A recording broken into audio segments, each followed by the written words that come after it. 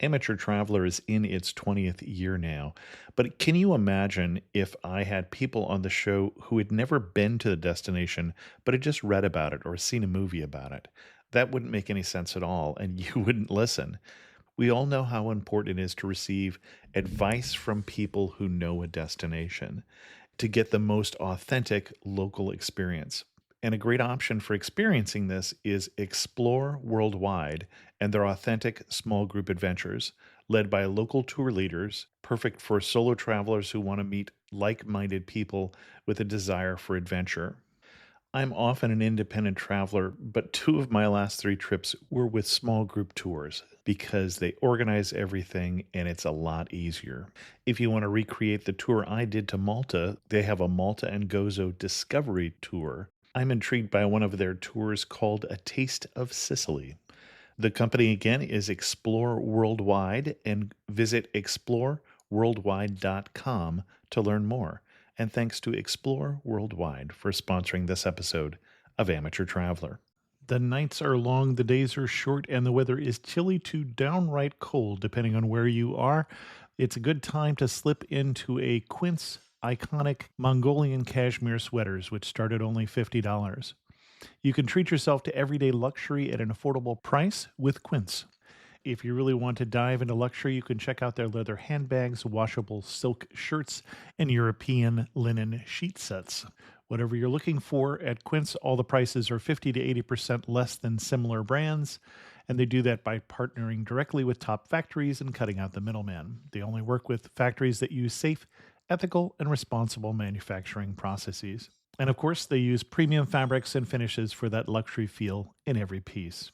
But you've already heard me rave about my Quince travel pants. Treat yourself this winter without the luxury price tag. Go to quince.com/traveler for 365-day returns plus free shipping on your order. That's QUINCE.com/traveler to get free shipping and 365-day returns. Quince.com/traveler. And thanks to Quince for sponsoring this episode of Amateur Traveler. Got my bags packed, I'm on a roll. I'm heading out there and I'm ready to go. I'm looking real good in my passport photo. Oh, no. Amateur Traveler, episode 707. Today, the Amateur Traveler talks about modern art and polar exploration, beaches and stav churches, akvavit, and Vikings as we go to Oslo, Norway.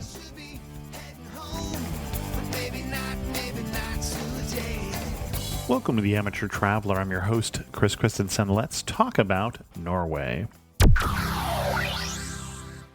I'd like to welcome to the show Jason from zerototravel.com, who's come to us this week to talk to us about Oslo, Norway. Jason, welcome to the show. Thanks for having me. It's an honor. We've met in person a couple times, so it's hard to believe it took this long to do a pod together, but I'm really excited to be here.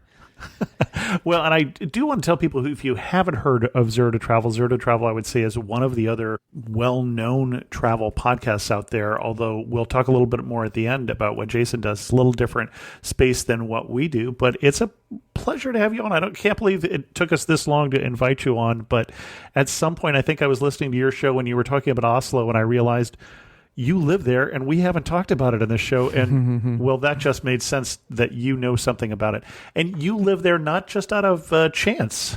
No, I have married a Norwegian woman. She imported me, I guess.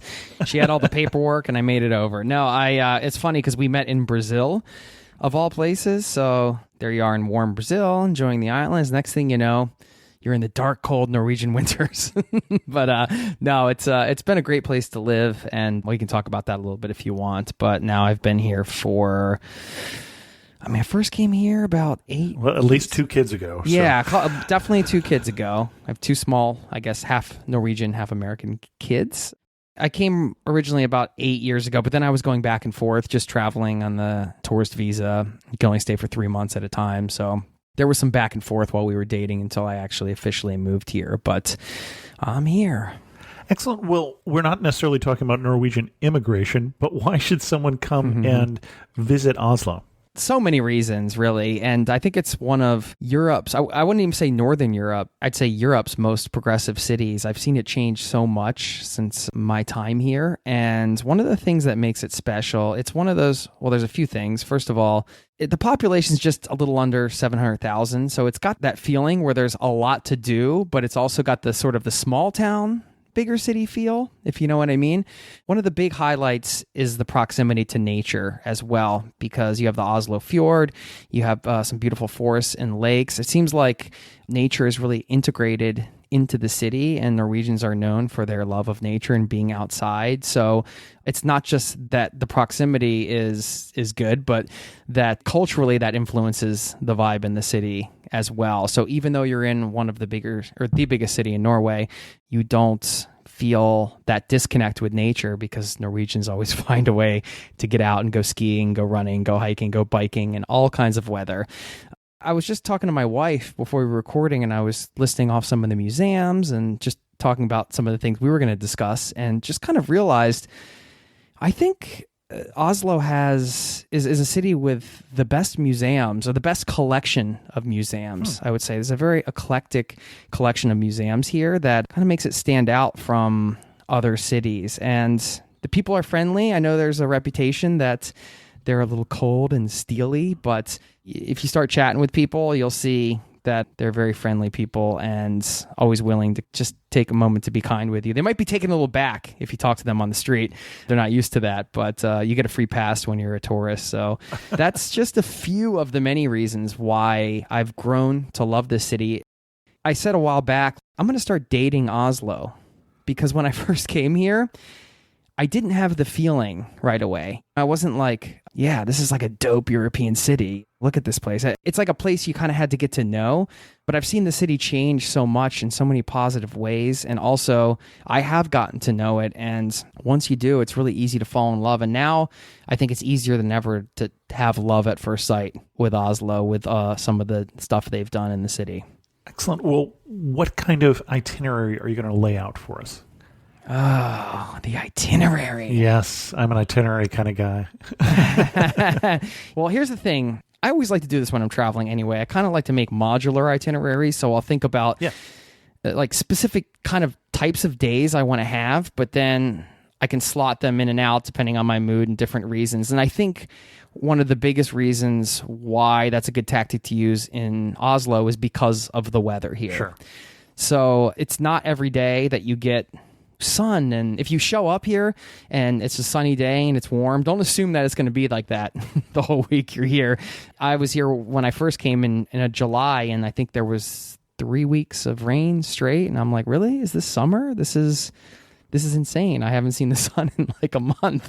So I like to build people's itinerary, and people ask me what to do. First thing I say is adjust around the weather. Like have the things that you want to do, but then let the weather be the guide for the things you actually end up doing on that day. Got it. So you're not going to suggest a first day. You're going to suggest a museum day and a outdoor day, and the order depends on what the weather is when I'm there.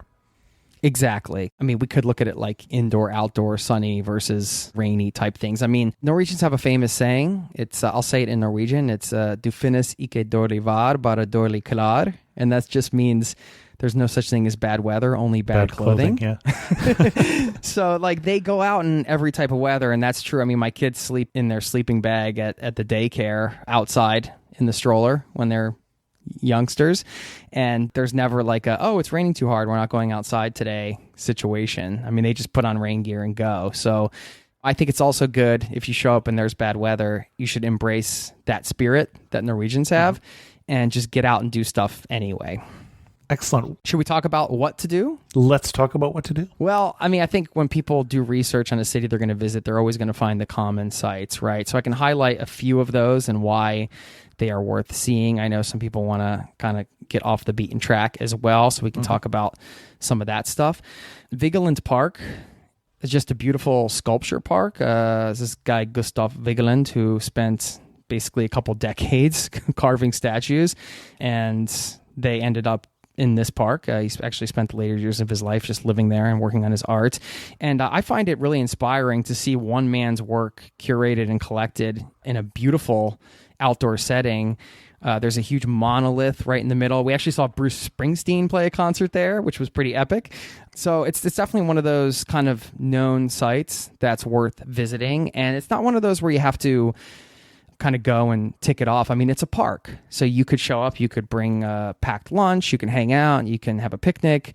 You can just spend the day there and wander around and have a wonderful day just there. Now, is that also called Frogner Park? Yes. Okay. One and the same. All right. Another place to go for the view, I would say, and if you like to play disc golf, have you ever played disc golf, Chris? I have played disc golf, but It's fun sport, isn't it? I've always enjoyed it. Funny enough, my neighbor is like a professional disc golf player. I was like, look at all this disc that guy has. He must be a fanatic. Turns out he's a professional player. Anyway, up in Holmenkollen, there's the big ski jump. And you can see it from a lot of places in the city. You'll just see this giant steel structure swooping off the hill. And they have a tourist visitation area there. So you could do a zip line up there.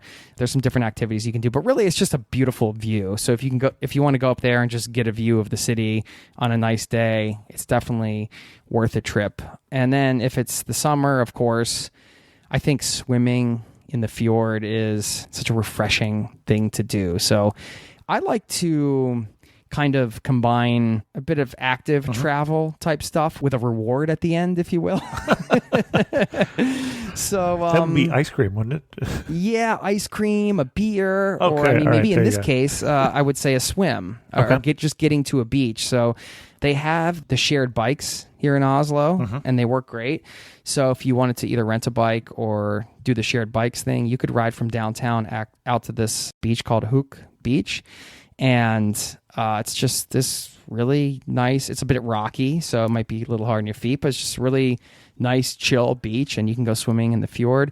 If you go down to Akerbrygge, which is the waterfront area downtown, and you go all the way out to the Astrup Fearnley Museum, which is like the modern art museum, there is an awesome area to swim out there. It's usually packed in the summer. It's a bit of a scene. So if you want like more of a beach, maybe a little quieter type scene, you might want to take it a little further out. But if you want a bit of a, hey, I'm going to watch all these Norwegians hang out and sunbathe and do whatever Norwegians do on a nice summer day, then that's a great place to go swimming. You can jump off the sort of retention wall, and it's like kind of a big jump into the fjord, which I think is fun. And they have big ladders that climb out. So out on Akerbrygge there's also a sauna if you wanted to go and do like a sauna thing. I haven't done that yet, but I've seen some people out there having fun. So you have all of these types of options right in the city, which I think is great, like biking to a beach, swimming in the fjord. And then you could go take the subway or the T-Bahn, as they call it, up to Sognsvann, and there's a beautiful lake area there, and you can go for a little walk or hike around the lake, and you can go swimming there. So there are all these outdoor activities to do, and it's not just that. A lot of people, since they get out in the outdoors, you're also experiencing what really is an important part of Norwegian culture. And if you want to take it a step further... Wait, before you go too far, I want to make sure that people understand you just said something and you threw it away as if it was just commonplace, but you're in a city, granted Right. it's not as big a city as the area I'm in or some cities, but you took the subway out to a lake. You didn't mean a lake in the city. You took the subway out of town to nature, which isn't the case in most cities. And I think it's one of the interesting things about Oslo. And so I wanted to make sure we didn't glance over that. When you're out at that lake, you're not in a lake with high rises around it. No, that's right. I mean, there are people living up there and there are homes there and everything, but it's a very nice nature setting, beautiful nature setting. You don't even have to hike that far from that particular lake to be away from people. It's a popular place to go, but you can get away from people. And yeah, you're right. I mean, I'm glad you pointed that out. Sometimes you have to slow down my podcasting motor mouth. But I don't know what that's like at all. yeah, you can take the public bus up to a small ski area, actually, if it's in the winter and you're just like, hey, I just want to say I went skiing in Norway. Actually, the name of the ski area is slipping my mind right now, but I've gone up there with a friend, like using his car, but you can take the public bus there. I see the public buses pulling up and dropping people off to go skiing. So you're right. I mean, my wife works for the public transportation company in Oslo. We're very fortunate because we get free public transportation and we don't have a car and we don't need one. You can take public transportation everywhere. And if you're coming for a week. I mean, they have, like most cities, they have a week pass. That's a good deal. They have like some 24-hour passes and things like that. So just depending on how much you're going to use it and what you want to do, you have to weigh the costs. And I think Oslo Vinterpark was the one you were thinking of. There you go. That's it. That's easy to remember. How did I forget that? I don't know. You don't even have to speak Norwegian to be able to probably decipher what Vinterpark is. Yeah. That's right. That is a benefit too. You're right. I mean, it's just a Germanic language. This is like some words that are close to the English words. So that's been extremely helpful for me learning Norwegian. It's not like trying to learn Thai or something where it's just totally different symbols and yeah, so you got some familiarity with the language as well. And if you learn a little bit of Norwegian, just like this is always like a good travel tip, right, Chris? Like if you just throw out a couple words or a small phrase, like even if it sounds like you totally butcher it, people they'll really appreciate it. And they'll probably talk back to you in English. And if they talk back to you in Norwegian, you can kind of make a joke. I was just trying to practice my Norwegian. I just got here yesterday. And they will be excited. Because a lot of people come, Norwegians and Scandinavians in general, speak very good English, and they won't try at all because they don't have to, and it's easy. So be the one that tries a little bit. Although I don't know any Norwegian, I only know the words in Norwegian that are similar to English or similar to Danish, because my ancestry is Danish. But my grandfather used to say that Danish wasn't really a language; it was a throat ailment, and there are some sounds. yeah, I get that joke. In those Scandinavian languages that can sound that way to the English speaker's ear, but if you can get past that, again, you're right. There are definitely some cognates, some things that are in common. And let me throw one more thing on to blow your mind even a little bit further with the public transportation to nature thing. Yeah.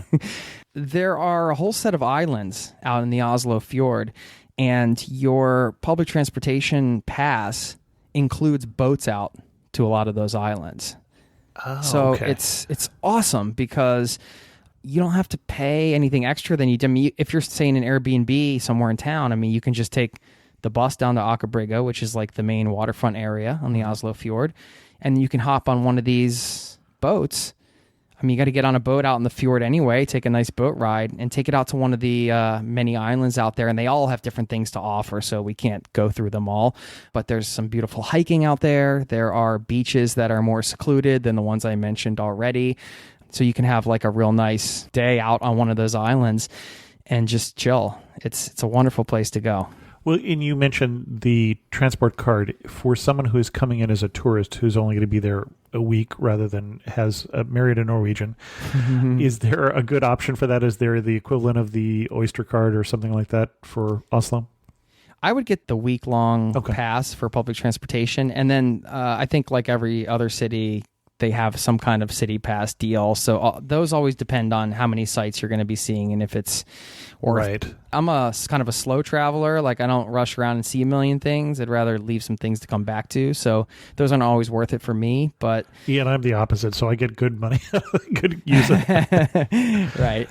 Depending on whether I'm there with my wife or not. If I'm there with my wife, I'm at half speed from my normal pace. So excellent. Sure. So where to next?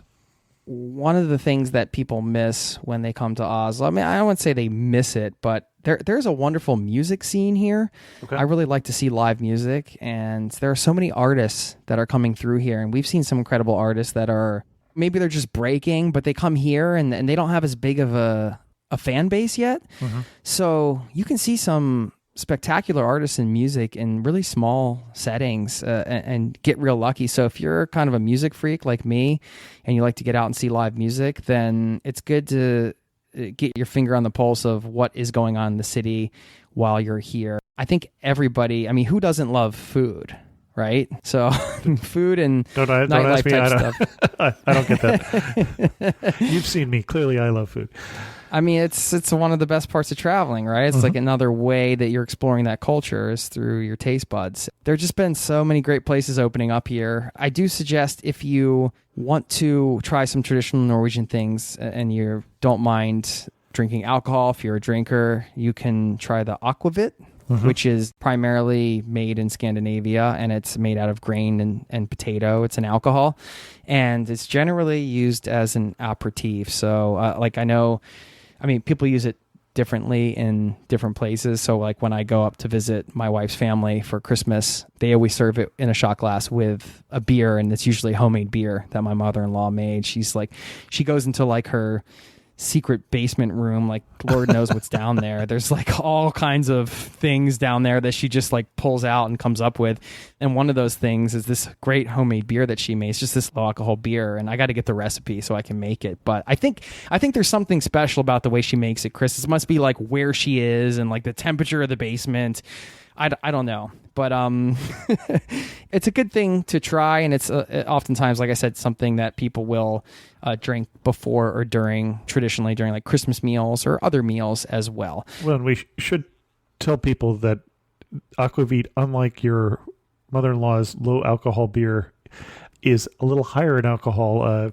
These days, as we're in a pandemic, would make a decent hand sanitizer. It's about 40% alcohol. So that's true. So small glasses. Yeah, small glasses.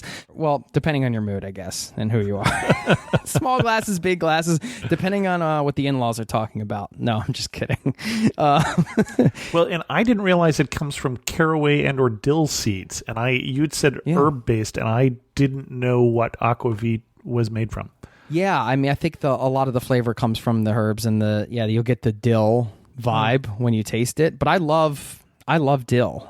Like dill pickles are one of my favorite things. But I've tasted some that they have some aged aquavit, and like any other spirit, they try to experiment with it and make it in different ways. But I have had an overly dilled one before. But generally speaking, the standard sort of aquavit, it's got like a slight dill taste, but not anything to turn anybody off if you don't like it. Excellent. And you started to go to salmon.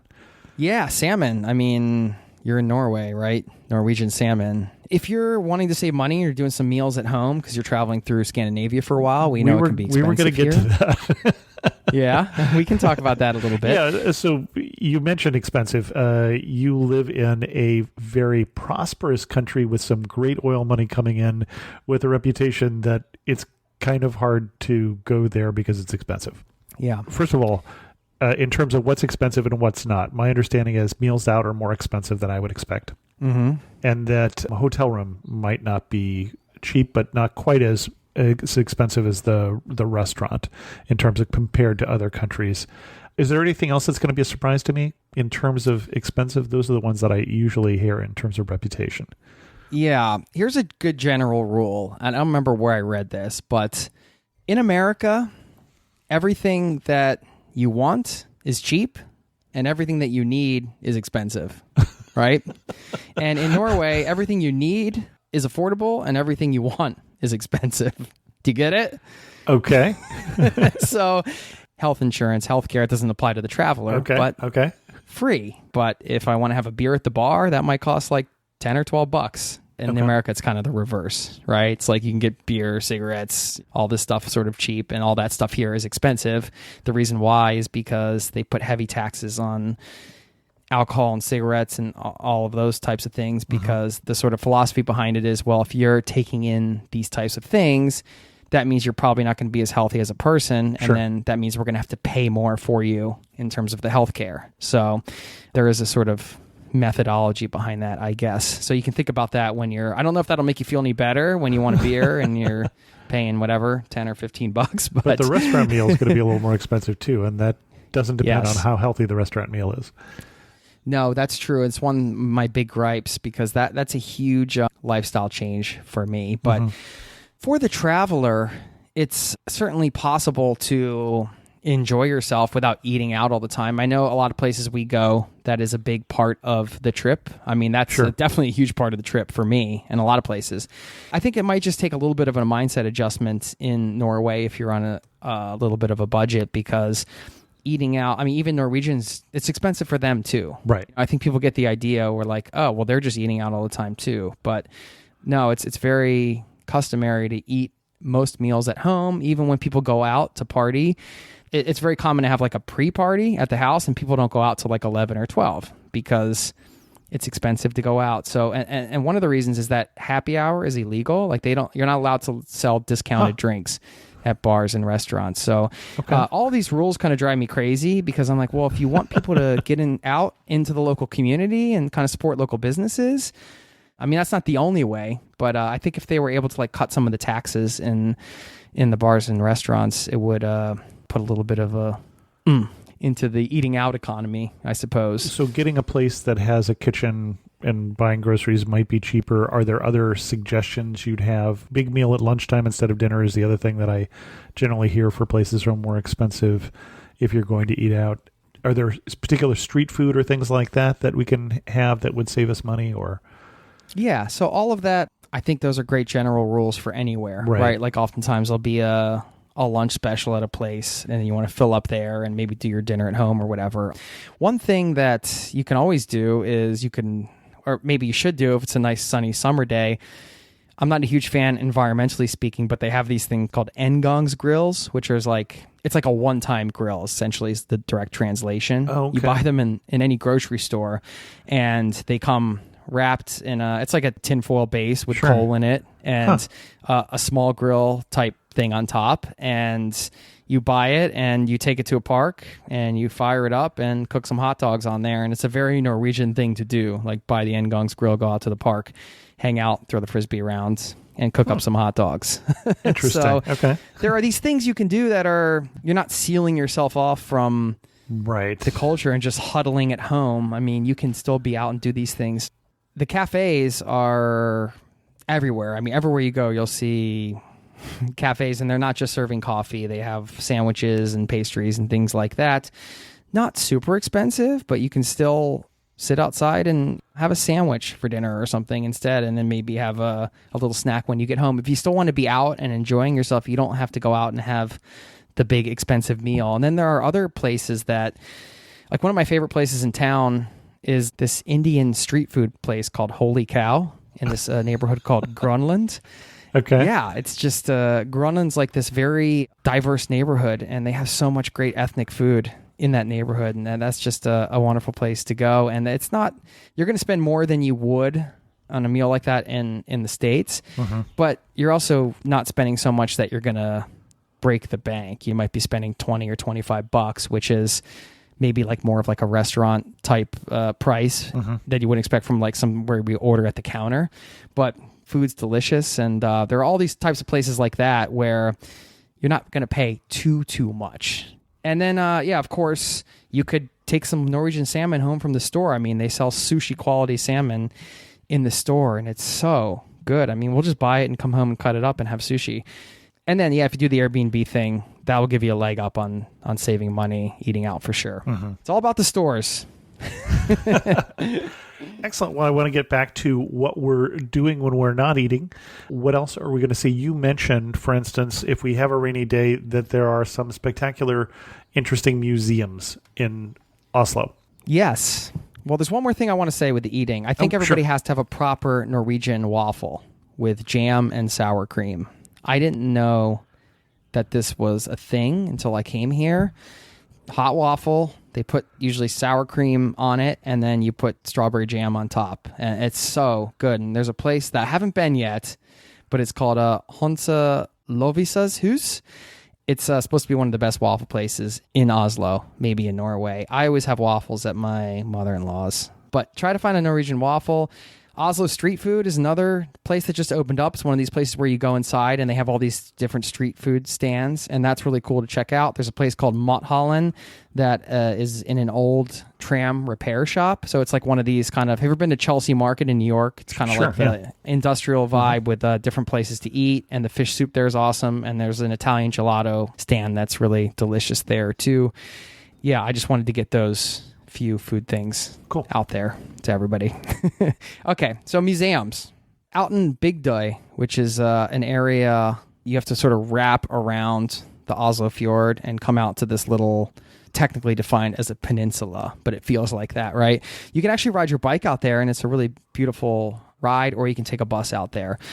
And there are several different museums kind of clustered out there all together, which makes it super easy if you're somebody that wants to knock off a bunch of museums in the day, right? You could go to the Viking Museum, the Kontiki Museum. Oh, the Kontiki, sure. This is what I was saying with like these eclectic museums, because you have a lot of different, you have certainly art museums. You have like the Munch Museum, so you can see the famous Munch paintings. You have the National Museum, which is more art. But then you have yes, Astrup Fearnley, which I mentioned before, which is modern art, which I don't know what do you think about modern art? I tend to find it more entertaining for mocking than for appreciating often. Yeah, I think I'm in that same camp with you. Like, for example, there was a video that was just on loop that was a guy that was just wearing his underwear, and he had a pig mask on, and he had boxing gloves on, and he was just punching himself in the face. I'm like, all right, modern art. I mean, so you have all these art museums. That it's all going to survive the test of time. that's probably what I would say. So you mentioned the Viking Museum, but that seems an obvious thing. I think most people know the Viking history in Norway and in the Scandinavian countries, and so Viking Museum, good place to see it. But I'm not sure that everybody knows the Kontiki. It's been quite a while since that happened, and it's odd to associate. We're talking about a ship that was created to try and prove that the Polynesians may have sailed from across the Pacific, and that they could have done it in these boats made out of balsa wood rafts. Thor Heyerdahl did this, but he did this in 47. Yeah. And so that may not be something that people are aware of. So it's this odd museum that is dedicated to the Kontiki raft and to this voyage. Mm-hmm. And I find it incredibly inspiring. Which you said that, I was like, oh, sure, of course. Where else would you find that other than maybe Easter Island? But right. It's one of those stories. If you're not, and you laid it out perfectly. If you're not familiar with it, I think it's not one to pass up, because I find the story incredibly inspiring. Just how it's really a testament to what a person can do when they're really determined.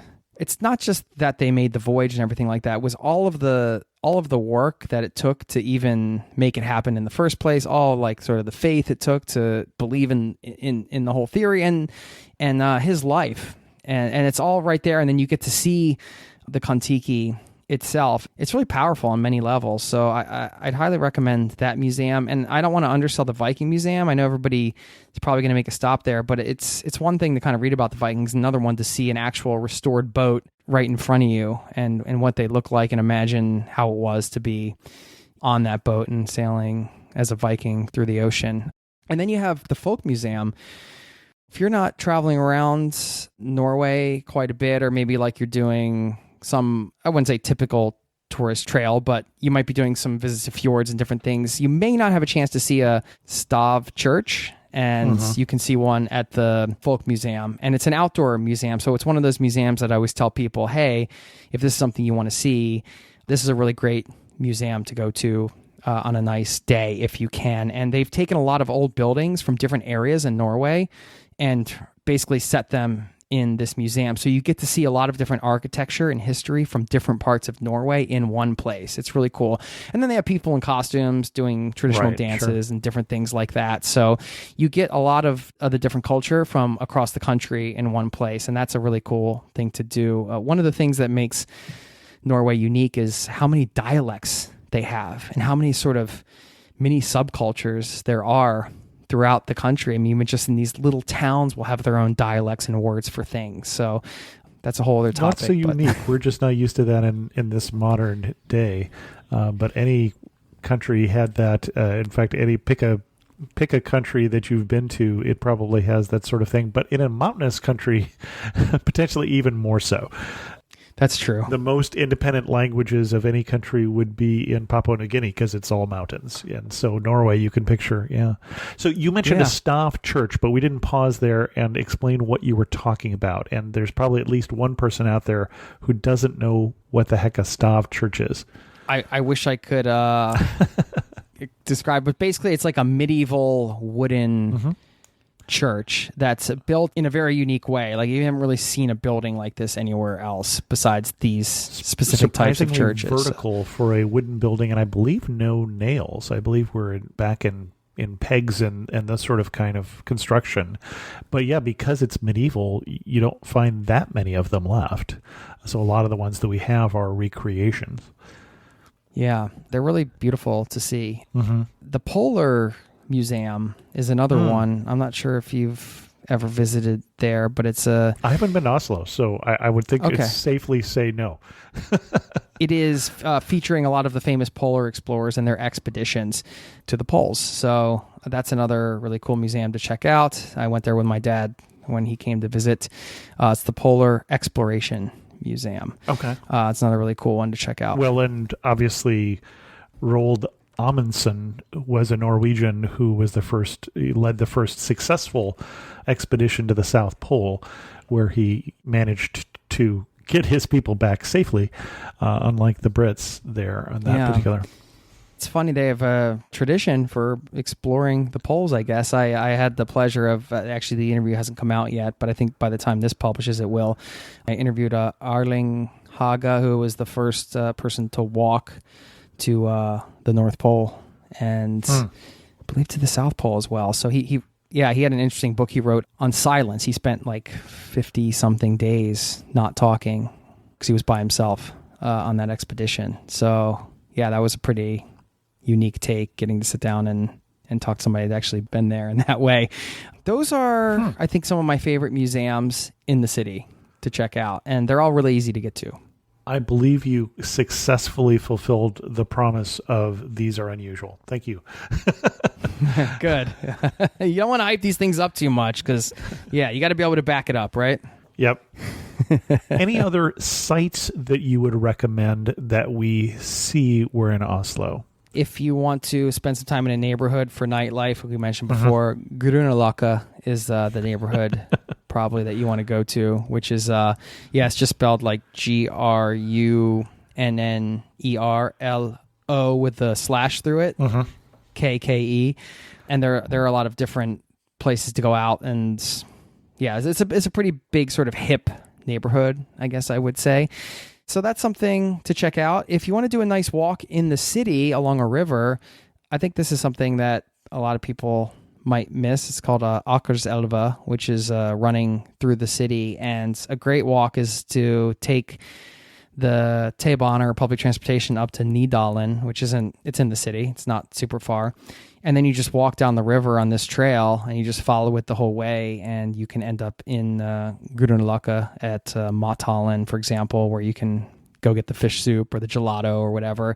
And it's just a really nice walk. You get to see a lot and you get to see some interesting things along the way. It's a great way to spend some time. So that's something worth checking out as well. The Akerselva River? Yeah, Akerselva. Yeah, just following the trail that runs along there. Fun. Very nice. We talked about sites to see, experiences. Sure, you've seen Oslo, but you haven't really been there if you haven't. Yeah, I mean, I mentioned grilling in the park, for example, or just hanging out in the park on a sunny day. You're going to see a lot of Norwegians just hanging out, soaking up the sun, chatting with their friends. It's a wonderful scene. So, I mean, anytime you can not so much skip around to different sites, but ingratiate yourself into the sort of the everyday stuff, I think then that's when a lot of those magical travel experiences can happen. Anything else you want to highlight in an itinerary in Oslo before we get to some of our wrap-up questions? I think we nailed it. I mean, the one thing I would say that's always a good bit of advice, I think, in any city is to just walk and get lost. Sure. Because you're going to stumble upon some stuff that I'm not going to tell you about on this podcast or any other podcast. You're just going to find it, or you'll find some people that you never thought you would meet and maybe end up in an interesting situation, or try some different food you've never had before. There are so many things that can happen when you just release the shackles of the itinerary and you don't look at your Google map and you don't really do much of that, and you just walk for a couple hours and just see where your feet take you. And I think that's a great thing to do in any city. Any particular neighborhood you would base yourself in that is conducive to that? If you started downtown, you could pretty much, down by the main train station, Jernbanetorget, you could just walk in any direction and you'll be fine. Okay. Excellent. You're standing in the prettiest spot in Oslo. Where are you standing? What are you looking at? I love that you can go and smell the ocean. There's something about being next to the ocean and being able to smell it that is special. And I didn't grow up near an ocean. I lived in Colorado before I came here. So I guess you could say I'm more of a mountain guy. But I do sometimes kind of get antsy if I haven't been down by the water for a while. So I would say, I mean, this might sound like a cop-out answer, but anywhere by the water, really. And I mean, you could go to any one of those islands that I mentioned and just be by the water. Even just down in Oslo Fjord, even though there are a lot of people and there's a lot of stuff going on, you can hear the creaking of the wooden boats and the pulling of the ropes and, all those sounds that you hear in a harbor. Yeah, those are kind of like my Zen spots, anywhere by the water. Okay.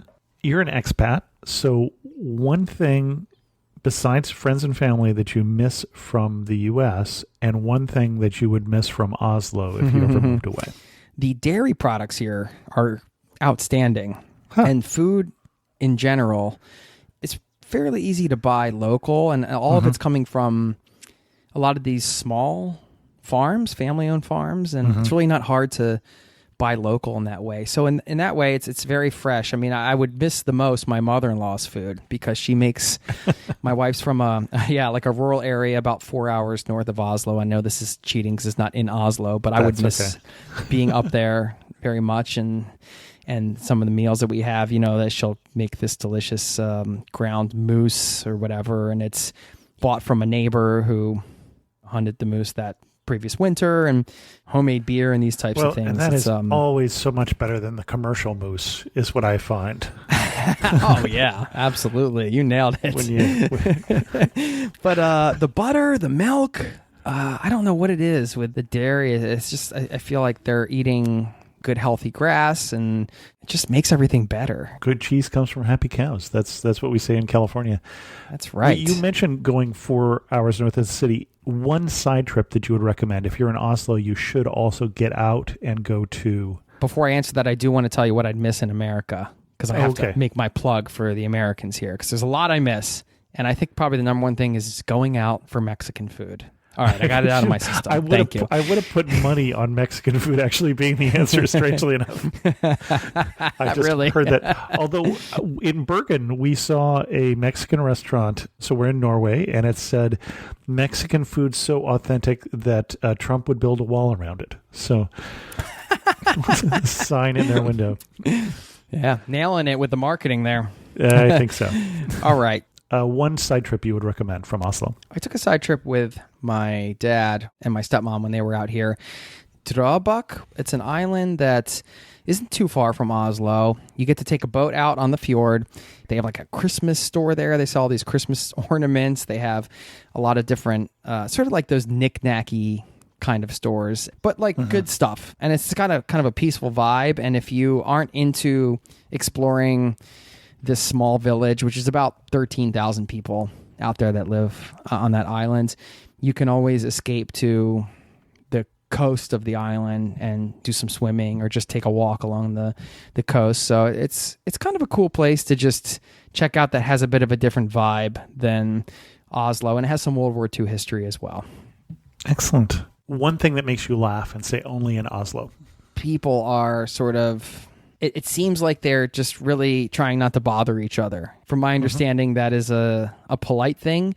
But Americans, we're really chatty. We'll kind of, I've gone to buy a Snickers bar at the gas station. Next thing I know, I'm hearing somebody's life story.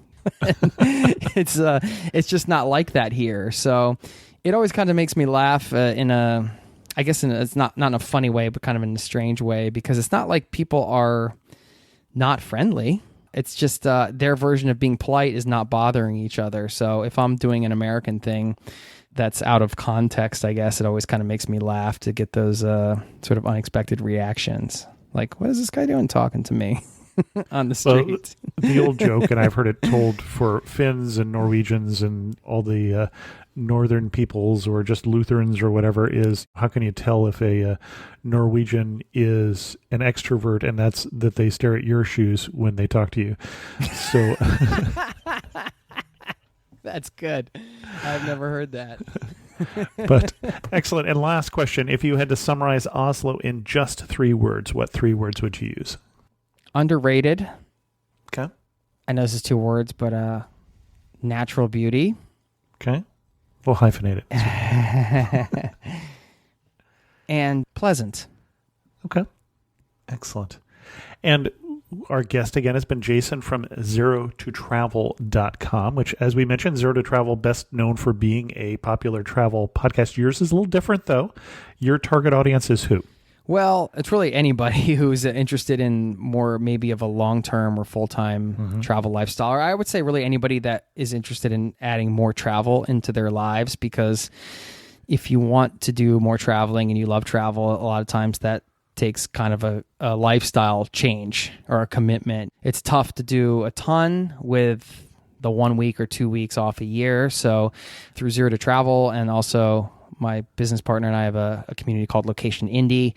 We talk a lot about different kind of lifestyles that can allow you to travel more and how you can extend your travels long-term or indefinitely if that's something you choose, Right. or even just set yourself up like where you have a base and then you can kind of travel more when you want and not be tied to certain responsibilities, I guess. So yeah, that's what we do. So it's a bit unconventional thinking, I guess, but it brings a lot of different types of guests on the show. And like you said, yeah, we're not so much focused on the destinations like you are. I mean, do some destination episodes, but it's more about sharing stories and how people have been able to find a way to build their lives around travel. And so we help other people do the same thing.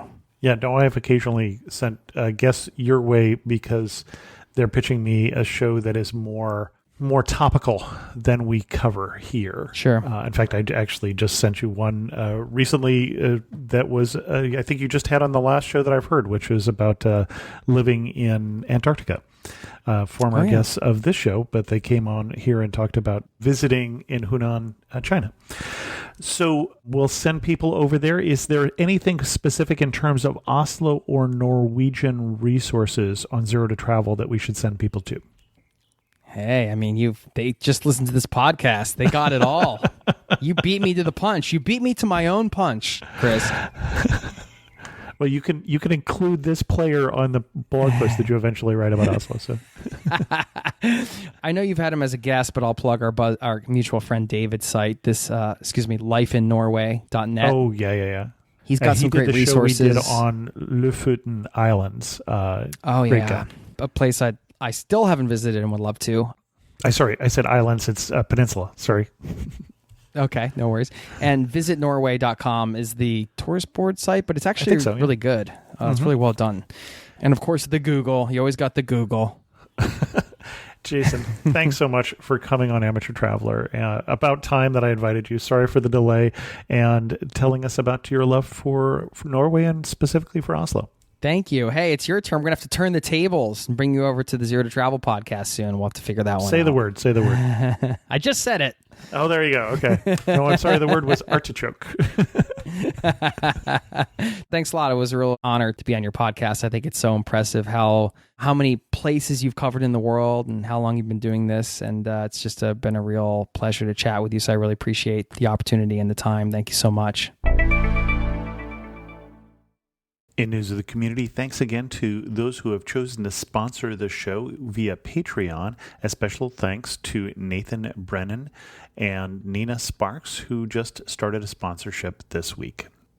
Nina sent me a note that said, I'm more than happy to support as I listen to the podcast every day and hope to be able to join a trip someday. My favorite travel podcast, and I can't wait for the next Zoom meeting. Thanks so much, Nina. I had a couple reviews on Apple Podcasts that I didn't share that were actually, I think, back in February. One was from On Base Jace, who did not like the episode we did on the Mississippi Gulf Coast. Again, the reviews are supposed to be on the whole podcast, but somebody who moved from Bay St. Louis to New York City looking forward to that episode, but thought that our guest got a lot wrong and did a bad job of what to see and what to do, etc. Then I got two more positive reviews, one from Sam that said, best travel and touring podcast. Chris has a passion for travel experiences and stories, which you can hear on Amateur Traveler. I listened to over 100 different podcasts, and only a few are so compelling that I go back to the archives and listen to every one from the start. Amateur Traveler has been running since 2005 and includes many famous and obscure international countries and territories, but AT also has domestic cities and destinations in the U.S. too, for any wannabe world traveler or person interested in really informative storytelling, give Amateur Traveler a try. Thanks, Sam. It was great reading yours after the other one.